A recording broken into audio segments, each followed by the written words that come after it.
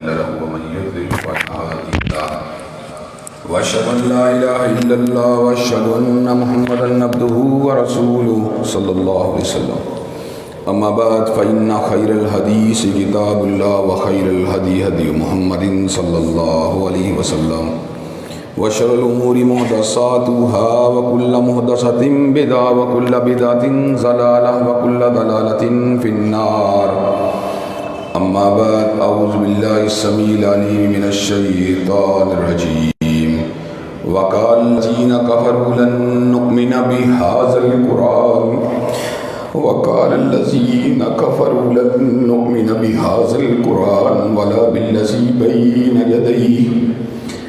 ہر قسم کی تعریفات اللہ مالک الملک کے لیے ہیں جنہوں نے جنات اور انسان کو حقیقی معنوں میں اپنی پوجا، اپنی بندگی اور اپنی عبادت کے لیے بنایا ہے. جنات اور انسان کی تحلیق کا حقیقی اور بنیادی مقصد یہی تھا کہ وہ بارگاہ رب العالمین میں آیا کرے، اپنی جمیل نیاز کو مالک کائنات کی بارگاہ میں آ کے جھکایا کرے، اپنے دست سوال کو کبریا کی بارگاہ میں آ کے پھیلایا کرے، اپنی کمر کو ہاتھ رکوع میں اس کی بارگاہ میں آ کے ہم کیا کریں، اسی کی تکبیر کی صداؤں کو بلند کیا کریں، اسی کی تحلیل کے آوازوں کو اجاگر کیا کریں، اسی کی تسبیح گیت گایا کریں. چنانچہ ارشاد ہوا وما خلقت الجن والانس الا لیعبدون، اور میں نے نہیں بنایا جنات اور انسان کو مگر اپنی پوجا، اپنی بندگی اور اپنی عبادت کے لیے. حمد و ثنا کے بعد عرب ہا ربن گنت اور بے شمار درود و سلام ہو سستی قسم مقدس ورگ جن کا نام نامی اور اسم گرامی محمد کریم صلی اللہ علیہ وآلہ آلہ وصحبہ وبارک وسلم ہے. اللہ رب العزت نے امام الہدیٰ علیہ الصلوۃ والتسلیم کو اہل کائنات کی ہدایت، ان کی رہنمائی کے لیے مبعوث فرمایا، اور آپ کی ذات بابرکات کے ذریعے اہل کائنات کی ہدایت، ان کی رہنمائی کا خوب بندوبست فرمایا.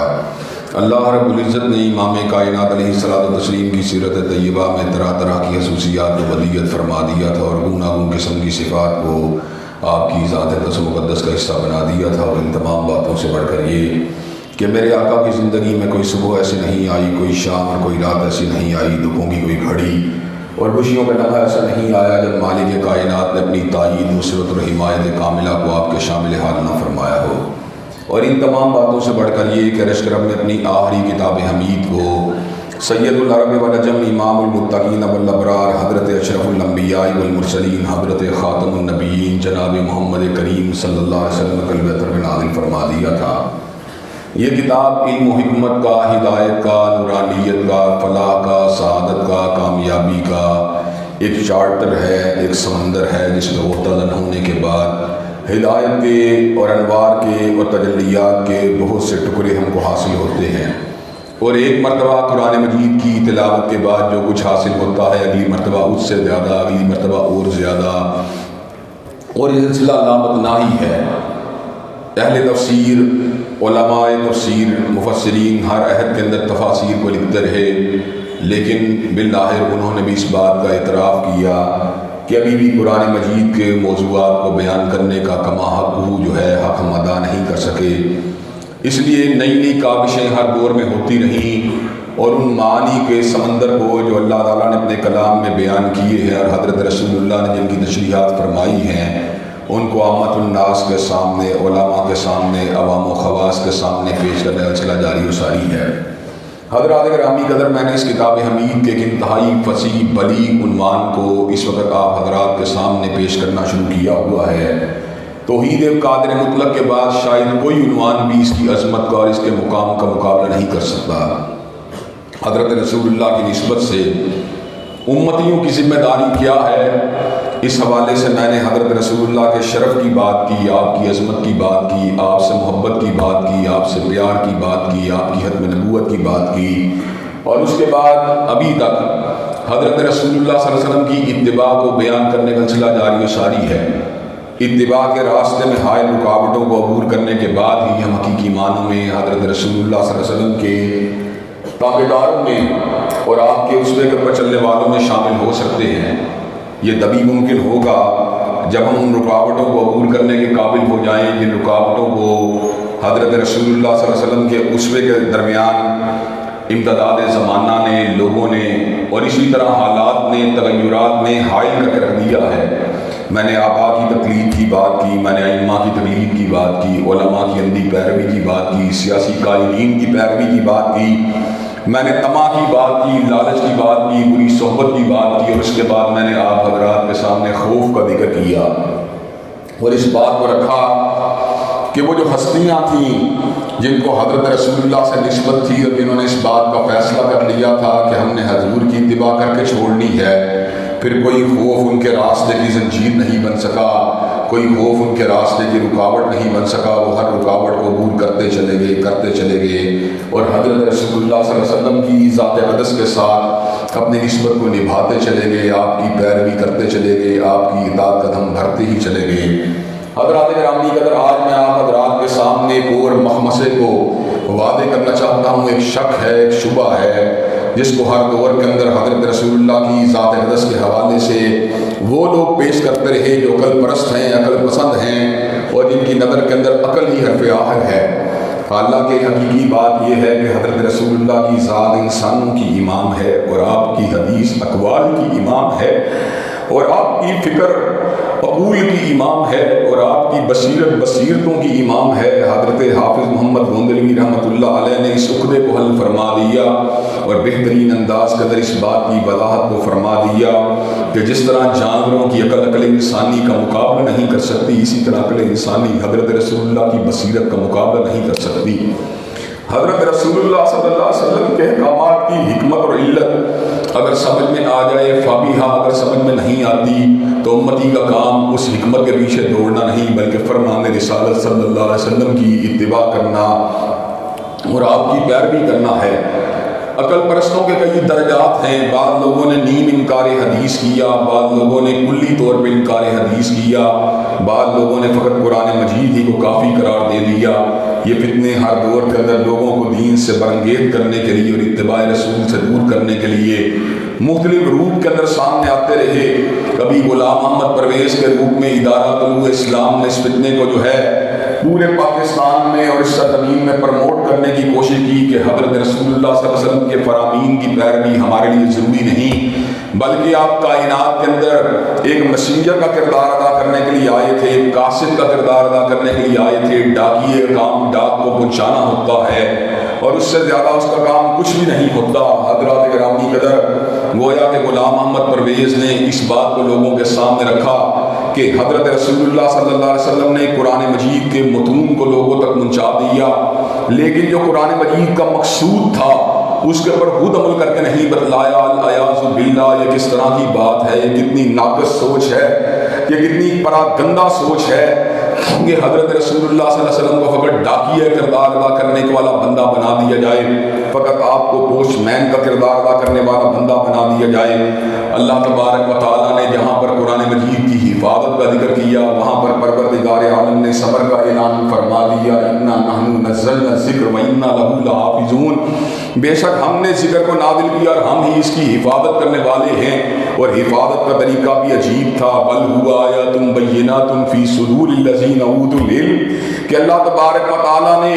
اس کتاب کی حفاظت کے لیے اہل علم کو اور اہل دین کے سینوں کو منتخب فرما لیا۔ چنانچہ صدیوں سے ہم لوگوں کے سینوں میں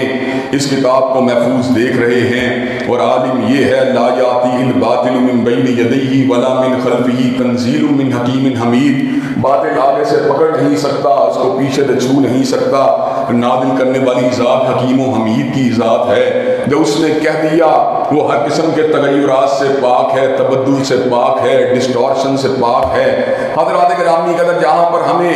حضرت رسول اللہ کے توسط سے کلام حمید جیسی نعمت عظمیٰ کو ہم نے حاصل کیا، جہاں پر ہم نے اللہ تبارک و تعالیٰ کے آخری کلام کو حاصل کیا، آخری آئین کو حاصل کیا، آخری دستور کو حاصل کیا، آخری ضابطۂ حیات کو حاصل کیا، آخری طرز زندگی کو حاصل کیا، آخری قانون حقیقت کو حاصل کیا، آخری ڈیوائن لا کو حاصل کیا، آخری نورانی الہامی دستاویز کو حاصل کیا، وہیں پر ہمارے سامنے یہ بات بھی آتی ہے اور اللہ تبارک و تعالیٰ نے اس صبر کا اعلان فرما دیا، لقد کان لکم فی رسول اللہ اسوۃ حسنہ، جس طرح قرآن مجید پہ عمل کرنا ضروری ہے، اسی طرح حضرت رسول اللہ صلی اللہ علیہ وسلم کے اسوہ کامل کے اوپر بھی چلنا ضروری ہے۔ من یطع الرسول فقط اطاع اللہ، جس نے حضور کی بات کو ماننا ہے اس نے فقط حضور کی بات کو نہیں ماننا۔ ذات حضور تو، ذات رسول تو ذات الہ سے جدا ہے، لیکن فرمان رسول فرمان الہ سے جدا نہیں ہے۔ من یطع الرسول فقط اطاع اللہ، جس نے حضور کی بات کو ماننا ہے گویا اس نے اللہ کی بات کو ماننا ہے۔ اور اللہ تبارک و تعالیٰ نے اس حقیقت کا بھی بیان فرما دیا، وَأَنزَلْنَا إِلَيْكَ الذِّكْرَ لِتُبَيِّنَ لِلنَّاسِ مَا نُزِّلَ إِلَيْهِمْ، ہم نے آپ کے قلب اطہر کے اوپر یہ ذکر عظیم جو نازل فرما دیا، اس کا مقصد کیا تھا؟ لِتُبَيِّنَ لِلنَّاسِ مَا نُزِّلَ إِلَيْهِمْ، جب لغت کے اعتبار سے، جب تفہیم کے اعتبار سے الجھاؤ پیدا ہوگا،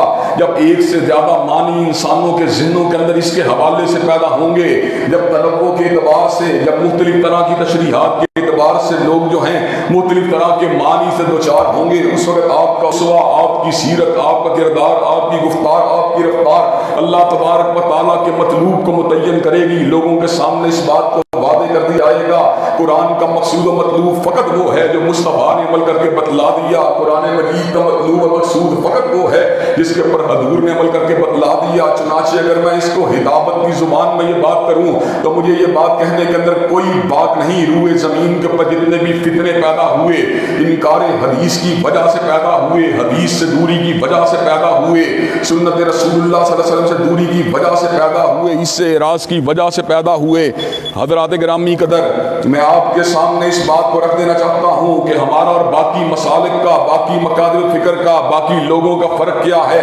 حضرات گرامی قدر، جو مرزائی ہیں انہوں نے مرزا غلام احمد قادیانی کو قرآن ناطق ماننا، آغا ہانیوں نے پرنس کریم آغا ہان کو قرآن ناطق ماننا، اسی طرح شیعہ احباب نے علماء اور ائمہ اثنا عشریہ کو جو ہے قرآن مجید کی تشریحات کا حق دیا۔ علماء احناف نے، اسی طرح احناف نے علماء احناف کی تشریحات کو حرف آخر سمجھا، لیکن اللہ تبارک و تعالیٰ کے فضل و کرم سے ہم کو یہ اعزاز حاصل ہوا، ہم نے قرآن ناطق اگر ماننا ہے، تنہا کالی کملی والے آقا کو ماننا ہے، ہمارے نزدیک حضور کی سیرت بھی قرآن ہے، آپ کی رفتار بھی قرآن ہے،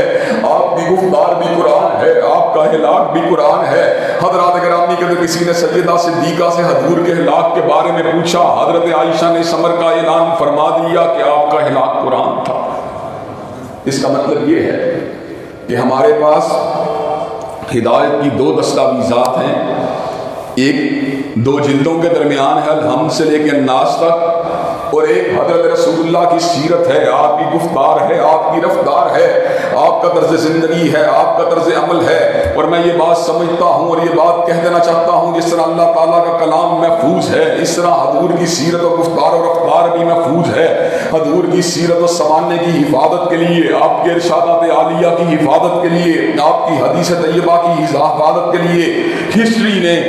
تاریخ نے ایک نئے علم کو ابھرتے ہوئے محسوس کیا، جو علم الرجال تھا، جو انسانوں کا علم تھا، جو ان کی صداقت کا علم تھا، جو ان کی ایمانت کا علم تھا، جو ان کی دیانت کا علم تھا، جو ان کی صداقت کا علم تھا، جو ان کی حفظ کا علم تھا، جو ان کے فسق و فجور کا علم تھا۔ حضرات گرامی کے اندر بڑی بڑی کتابوں کو لکھا گیا، ان کے اندر ہزاروں لاکھوں جو ہے راویان حدیث کی زندگی کو قلم بند کر دیا گیا۔ حضرات گرامی کے اندر جہاں پہ کہیں کسی کے سوء حفظ کا ذکر تھا تو کسی کی سکاحت کا ذکر تھا، کسی کی عدالت کا ذکر تھا تو کسی کے دور ہونے کا ذکر تھا، کسی کے نسیان کا ذکر تھا تو کسی کے تیقن کا ذکر تھا۔ حضرات گرامی کے اندر کسی کے صدوق ہونے کا ذکر تھا تو کسی کے اوسط اور اعلیٰ اور عرفہ ہونے کا ذکر تھا۔ حضرات گرامی کے اندر علم الرجال کی اس پچوٹی کے اوپر ہم نے حضرت رسول اللہ صلی اللہ علیہ وسلم سے جو متصل اسناد تھی، جو آپ سے متصل اور آپ سے غیر متصل اسناد تھی، ان کے علم کو حاصل کیا۔ ان کے علم کو حاصل کرنے کے بعد ہم نے اس حقیقت کو پا لیا، یہ جو سند ہے یہ حضرت رسول اللہ تک جاتی ہے، یہ سند قطعی ہے، یہ سند حقیقی ہے،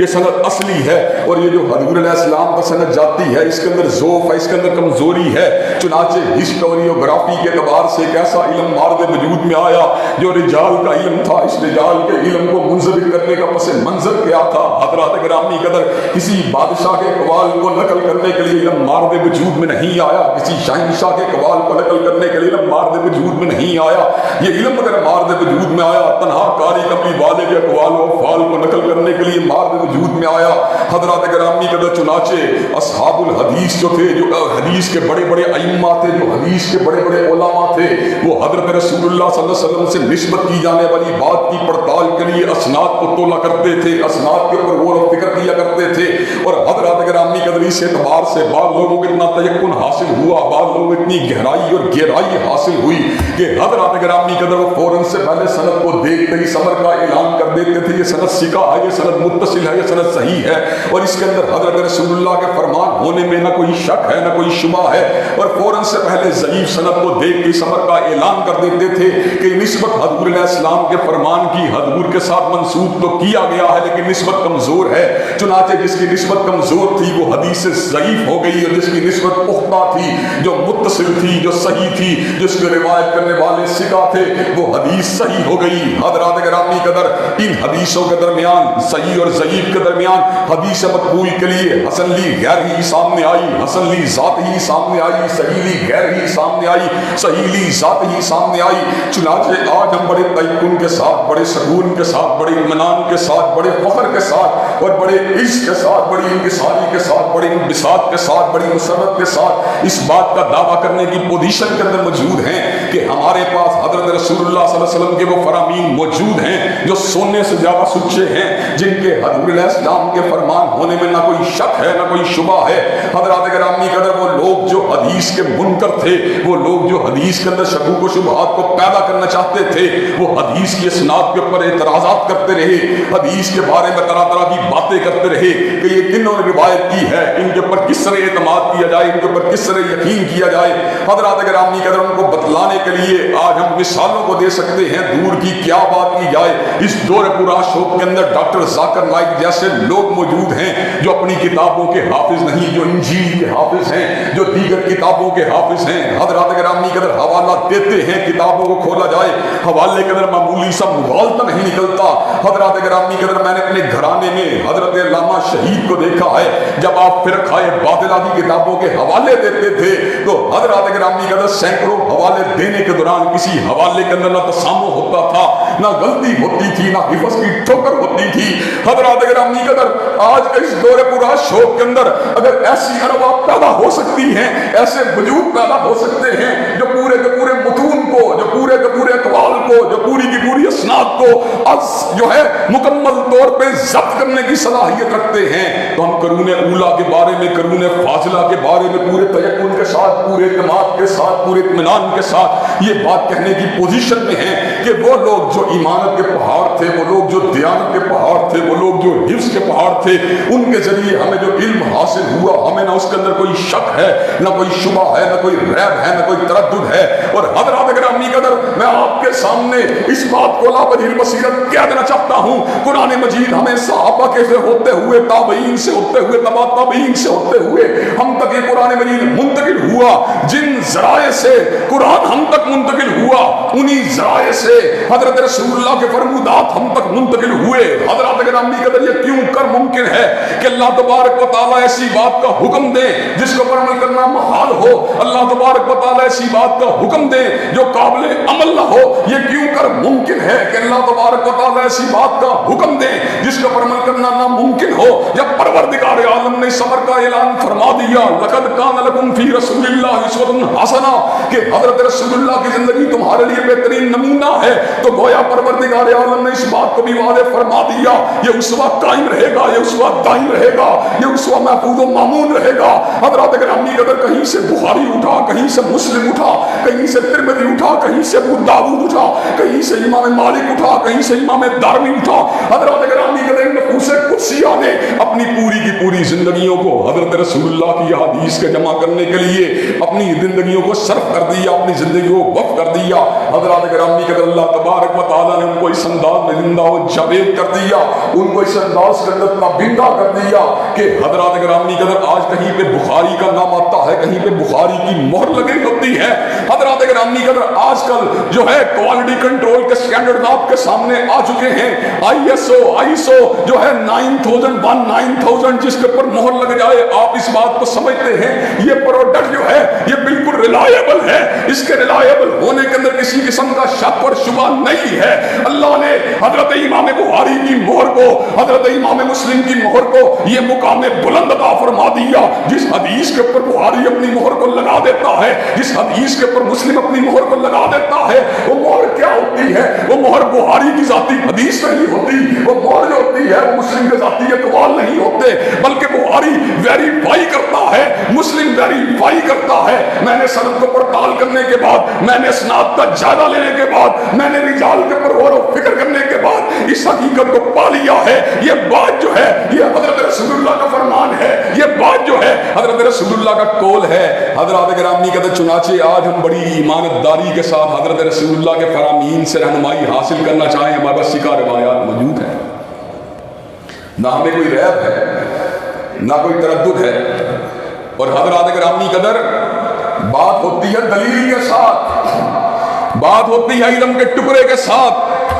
بات ہوتی ہے شہادت حق کے ساتھ، اور اللہ تبارک و تعالیٰ نے ان باتوں کو قرآن مجید میں دلیل بنا دیا۔ اللہ تبارک و تعالیٰ نے صبر کا اعلان فرما دیا، ایتونی بکتاب من قبل ھذا او اثارۃ من علم ان کنتم صادقین۔ اگر تمہارے پاس کوئی سچی بات موجود ہے سابقہ کتابوں کے اندر سے، یا تمہارے پاس علم کا کوئی ٹکڑا موجود ہے، اس کو لے کے آؤ اگر تم سچے ہو۔ قل ہاتوا برہانکم ان کنتم صادقین۔ اگر تمہارے پاس کوئی دلیل حقیقی موجود ہے اس کو لے کے آؤ اگر تم سچے ہو۔ حضرات گرامی قدر چنانچہ آج ہم یہ بات کہنے میں حق بجانب ہیں، جو انکار حدیث کرنے والے ہیں، جو منکر حدیث ہیں، در حقیقت وہ انکار قرآن کرنے والے ہیں، اور حضرات گرامی قدر ان کے پاس امت کی رہنمائی کے لیے نہ کوئی دلیل ہے، امت کی رہنمائی کے لیے نہ کوئی راستہ ہے، امت کی رہنمائی کے لیے نہ کوئی روشنی ہے۔ حضرات گرامی قدر مجھے یہ بات بتلائیے، میں چھوٹی سی بات کرتا ہوں، جب بچے کی ولادت ہوتی ہے، حضرات گرامی قدر بچے کی ولادت کے بعد حدیث کو ماننے والے اس کا ختنہ بھی کرتے ہیں، اس کے بالوں کو بھی موڑتے ہیں، اس کا عقیقہ بھی کرتے ہیں۔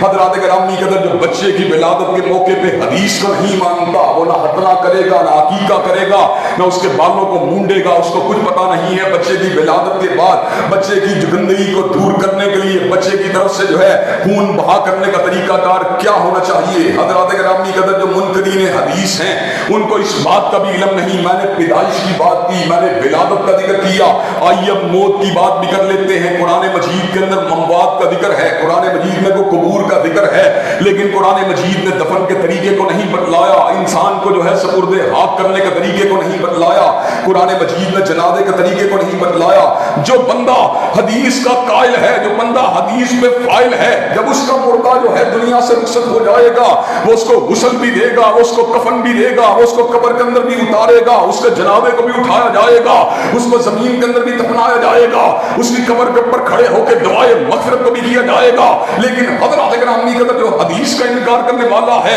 نہ اس کے مردے کو غسل دیا جائے گا، نہ اس کے مردے کو کفن دیا جائے گا، نہ اس کے مردے کا جنازہ پڑھا جائے گا، نہ اس کے مردے کو قبر میں اتارا جائے گا۔ حضرات گرامی قدر نہ اس کے مردے کو دفن کرنے کے اندر کوئی یقینی دلالت یا کوئی یقینی دلیل ہمارے پاس موجود ہوگی۔ وہ مردے کو آگ لگا دے، وہ مردے کو پانی میں بہا دے، وہ مردے کو قبر میں دفن کر دے، حدیث کا انکار کرنے والے کے پاس زندگی گزارنے کوئی راستہ موجود نہیں، نہ پیدائش کے وقت اس کے پاس کرنے والا کوئی کام موجود ہے، اور نہ ہی میت کی تدفین کا کوئی اس کے پاس ضابطہ موجود ہے۔ حضرات گرامی قدر حج کے مہینے اللہ تعالیٰ نے قرآن مجید میں کہا معلوم ہے، الحج اشہر معلومات، حج کے مہینے معلوم ہیں، جو ان مہینے کے اندر احرام باندھتا ہے وہ حج کر سکتا ہے۔ شوال میں، ذیقعدہ میں، ذی الحجہ میں احرام باندھنے والا حج کرنے کا حقدار ہے، حاجی بن سکتا ہے۔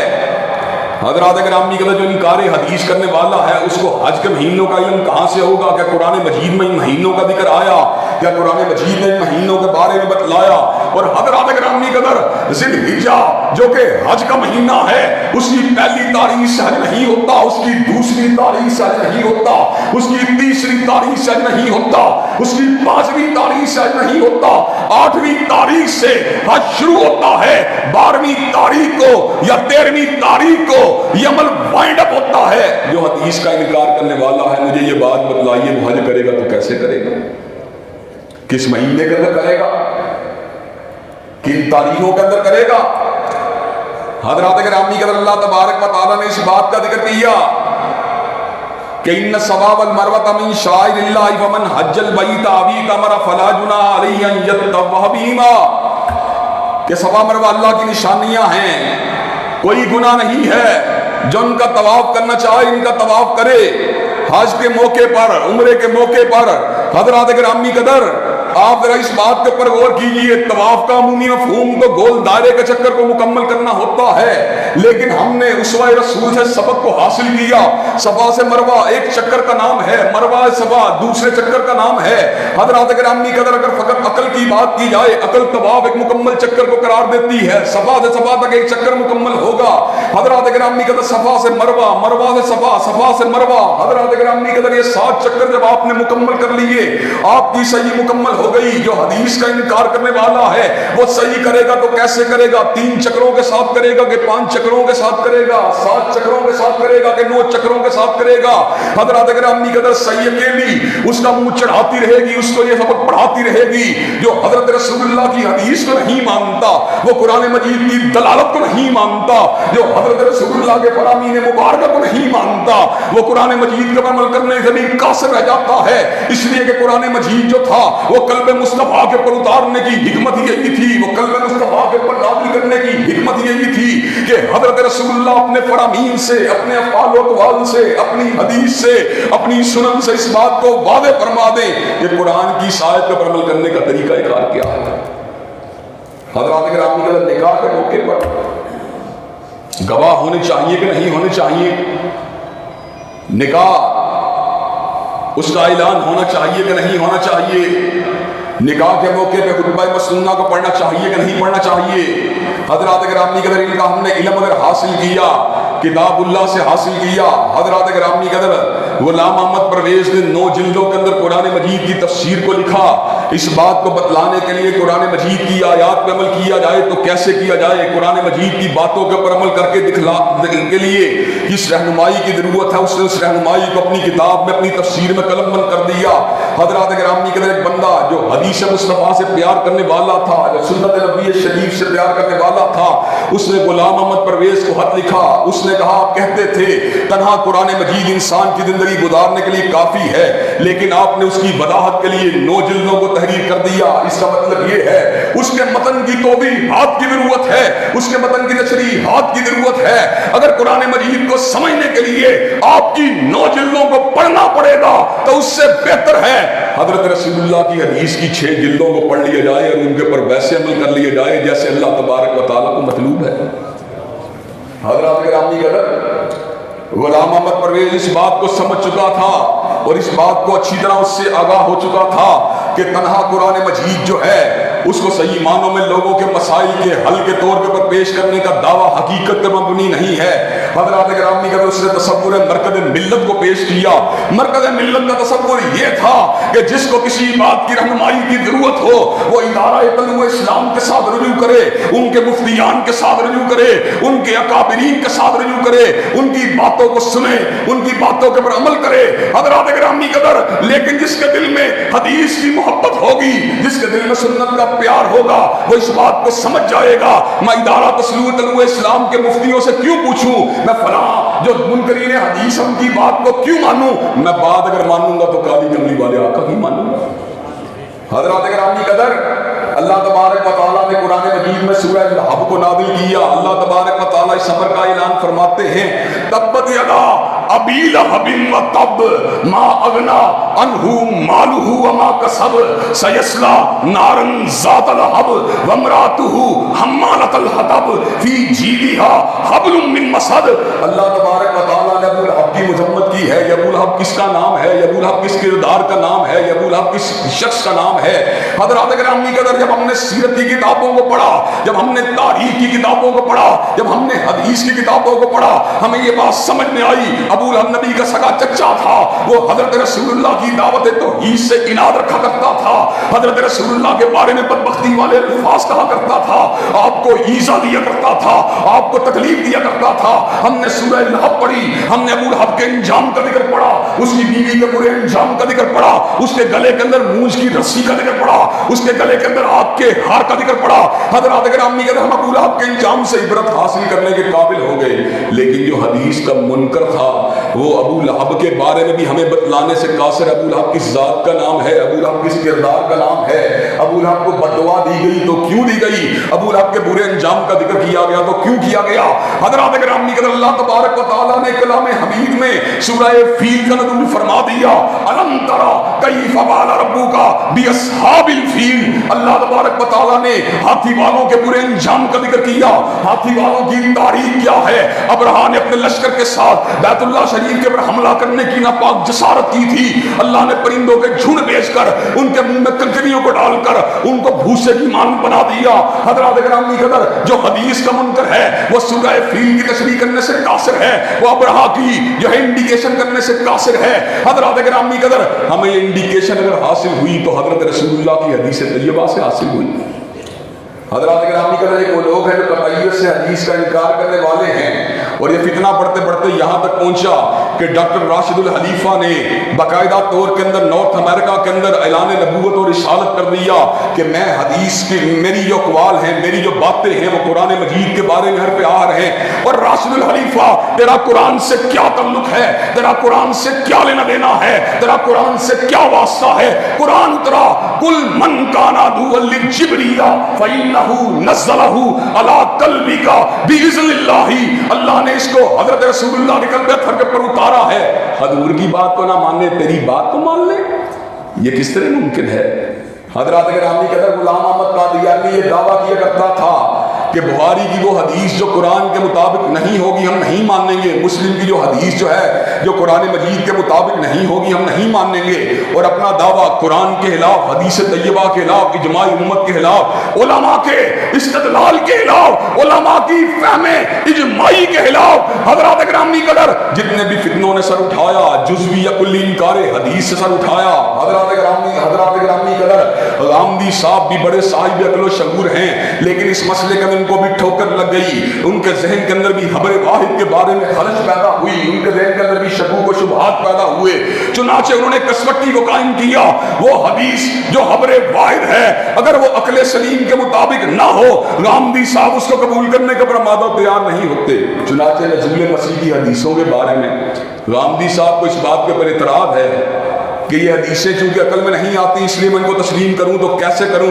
حضرات گرامی قدر ہم غامدی صاحب سے اس بات کا سوال کرنا چاہتے ہیں. غامدی صاحب آپ صاحب عقل و شعور ہیں, آپ صاحب فہم و حکمت ہیں, آپ مجھے یہ بات بتلائیے اگر عقل معیار ہے چیزوں کو پرکھنے کے لیے تو مجھے یہ بات بتلائیے. عیسیٰ علیہ السلام کی ولادت کا ذکر اللہ نے کلام حمید میں فرما دیا, ان مثل عیسیٰ عند اللہ کا مثل آدم خلقہ من تراب ثم قال له کن فیکون. بے شک عیسیٰ علیہ السلام کی مثال اللہ کے نزدیک آدم کی مانند ہے, جس پروردگار عالم نے آدم کو بن باپ اور بن ماں کے پیدا کیا, اسی رب نے عیسیٰ کو بن باپ کے پیدا کیا. حضرات گرامی قدر مجھے یہ بات بتلائیے, اگر کوئی بندہ یہ بات کہے فلاں شخص بن باپ کے پیدا ہوئے, کہ آپ اس بات کو مانیں گے؟ آپ نہیں مانیں گے, لیکن آپ نے اس لیے مانا کہ قرآن مجید کے اندر یہ بات آئی ہے. یا قرآن مجید کی ان باتوں کو جو عقل اجماعی کے ساتھ متصادم ہیں ہم اس لیے مانتے ہیں کہ اللہ تبارک و تعالیٰ کے فرامین ہیں, تو رب کعبہ کی قسم ہے جہاں پہ مصطفیٰ کی بھی ایسی بات سامنے آئے گی جو بظاہر عقل میں نہ آئے ہم اس کو بھی تسلیم ضرور کریں گے. تو حضرات گرامی قدر اس کا بات کا مطلب و مفہوم جو میں آپ کے سامنے بیان کرنا چاہتا ہوں یہ ہے کہ حضرت رسول اللہ صلی اللہ علیہ وسلم کے فرامین واضحہ کے پر عمل کرنے کے اندر ایک بڑی رکاوٹ انکار حدیث کا فتنہ ہے. کبھی کئی مرتبہ یہ کلی شکل میں سامنے آتا ہے, غلام احمد پرویز کی شکل میں سامنے آتا ہے, حافظ اسلم کی شکل میں سامنے آتا ہے, راشد الحلیفہ کی شکل میں سامنے آتا ہے, اور کئی مرتبہ یہ خبر واحد کے انکار کی شکل میں سامنے آتا ہے, غامدی صاحب وحید الدین خان کی فکر کی شکل میں سامنے آتا ہے. حضرات گرامی قدر ہماری یہ ذمہ داری ہے کہ ہم نے حضور کے ساتھ تعلق رکھنا ہے, ہم نے آپ کی بات کو ماننا ہے, ہم نے آپ کی ان تمام باتوں کو ماننا ہے جو صحیح سند سے ہم تک پہنچی ہیں. روئے زمین کے اوپر کسی بھی شخص کی جرح, کسی بھی شخص کا نقد, کسی بھی شخص کے اعتراضات ہمیں حضرت رسول اللہ کے فرامین کو ماننے سے نہیں روک سکتے. اللہ تبارک و تعالیٰ ہمیں صحیح معنوں میں انکار حدیث کے فتنے سے بچا کر صحیح معنوں میں حدیث طیبہ پر عمل پیرا ہونے کی توفیق دے۔ وآخر دعوانا الحمدللہ رب العالمین۔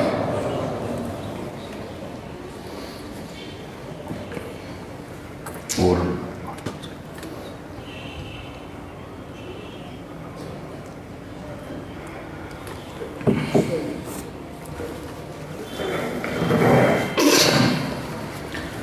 الحمدللہ نحمدہ ونستعینہ ونستغفرہ ونؤمن بہ ونتوکل علیہ ونعوذ باللہ من شرور انفسنا ومن سیئات اعمالنا